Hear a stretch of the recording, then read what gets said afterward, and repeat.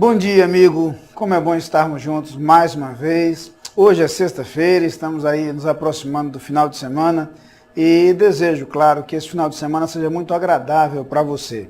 Como sempre faço, vai aí o nosso convite para nos encontrarmos no próximo domingo. Visite nossa igreja na Escola Bíblica Dominical às 9 horas da manhã ou no culto que começa às 10 horas e 5 minutos ou à noite, no culto que começa às 7 horas. Você pode estar conosco nesse final de semana. Alternativamente, você pode acompanhar os cultos que são transmitidos ao vivo pelo rádio e pela internet, através do nosso site. Ou você pode ainda visitar uma outra igreja batista, uma outra igreja evangélica. Eu só gostaria mesmo que você não perdesse a oportunidade de, neste final de semana, dedicar algum tempo para ouvir a voz de Deus, para estar reunido com outras pessoas que se encontram para adorar ao Senhor. Portanto, vai aí nosso convite. Aproveite bem este final de semana, descanse, tenha contato com as pessoas queridas, mas não se esqueça do seu relacionamento com Deus. É uma boa hora para investir nisto. Por falar em final de semana, vai aí o nosso abraço de feliz aniversário para os que completam mais um ano de vida a partir de hoje. Sejam os aniversariantes de hoje, sexta-feira, sejam aqueles que completam mais um ano de vida amanhã, sábado, ou mesmo os que aniversariam no próximo domingo. Recebam todos vocês nosso abraço carinhoso, nosso desejo de muitas felicidades e que Deus abençoe a sua vida. Vamos agora voltar a nossa atenção para a palavra de Deus e dedicar alguns momentos à reflexão sobre o livro dos Provérbios. Estamos no capítulo 28 deste livro e hoje leremos o versículo 25. Provérbios 28, 25. O invejoso causa desavenças, mas quem confia no Senhor prosperará. Em alguns textos da palavra de Deus há uma referência à inveja, mais especificamente no livro dos Provérbios. Mas aqui, o gostoso, o interessante nesse texto é o contraste que é colocado entre o invejoso e o que confia no Senhor. Por que será que essas duas posições são colocadas como antagônicas, como contraditórias? Por que é que numa construção como esta, de paralelismo antitético, e conhecemos bem essa construção frequente no livro dos Provérbios, por que é que ela fala do invejoso em contraste com aquele que teme ao Senhor? Refletindo um pouco mais, vamos perceber que quando a Bíblia fala sobre a inveja, e a nossa experiência do dia a dia confirma isto, ela está se referindo àquele que está extremamente apegado a bens, a posses. O invejoso é aquele que deseja os bens que não tem, que invariavelmente pertencem a outrem. Esses bens que são vistos pelo invejoso como pertencentes a outra pessoa são então desejados. A busca desses bens se torna, então, prioridade na vida do invejoso. Portanto, não há como dissociar a inveja do apego aos bens. E a palavra de Deus nos diz claramente que a avareza, e esta é uma outra palavra usada para se referir também ao amor ao dinheiro, ao apego aos bens materiais, a avareza é idolatria.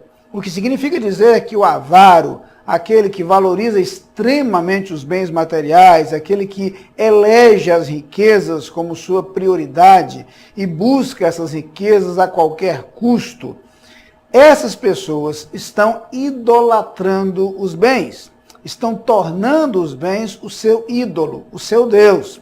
Estão deixando de adorar o Deus verdadeiro para priorizar em sua vida um falso Deus, que são as riquezas, que é o dinheiro. E é por isso que entendemos que há uma relação estreita e natural entre a postura do invejoso e a postura do avarento. Aquele que deseja possuir os bens, ele o faz porque prioriza esses bens. Aquele que se apega aos bens e os valoriza extremamente, caminha na mesma direção. Ambas as posturas, portanto, são posturas idólatras, são posturas de idolatria. É tornar os bens materiais o nosso Deus. Por isso o texto faz um contraste. Uns são aqueles que são invejosos, outros são os que temem ao Senhor. A Bíblia propõe, portanto, uma alternativa.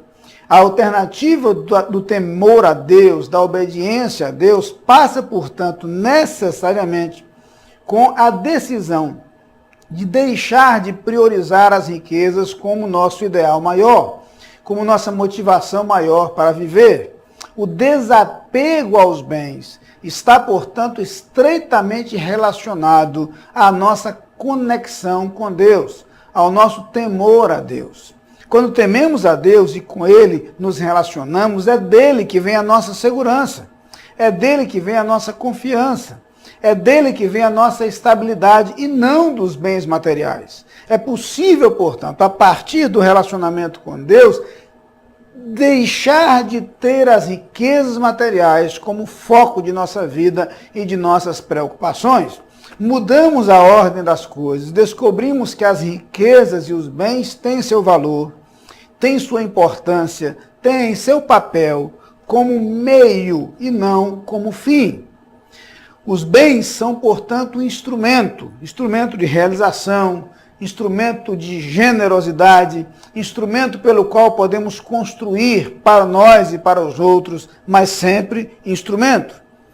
É preciso entender, portanto, que as riquezas, ou os bens, ou tudo quanto nos é concedido ao longo da vida, independente do volume e da dimensão desses recursos, deve ser visto como instrumento nas mãos de Deus para construir coisas verdadeiramente valiosas. Isto acontece todas as vezes em que nós assumimos a proposta desse texto, que é o temor a Deus.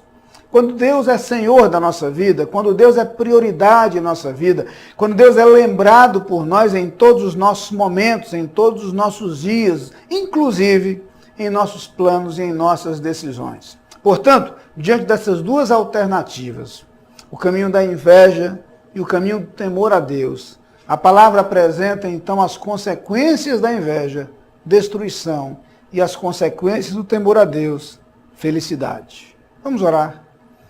Pai querido, nós te pedimos que nos ajudes a, com sabedoria, discernir o que é verdadeiramente bom para nós.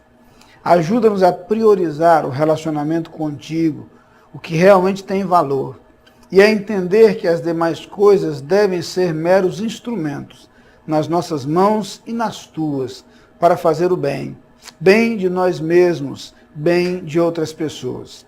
Dá-nos, portanto, esta percepção adequada, esta noção clara do valor das coisas e ajuda-nos a nos posicionar corretamente em relação a elas. Amém.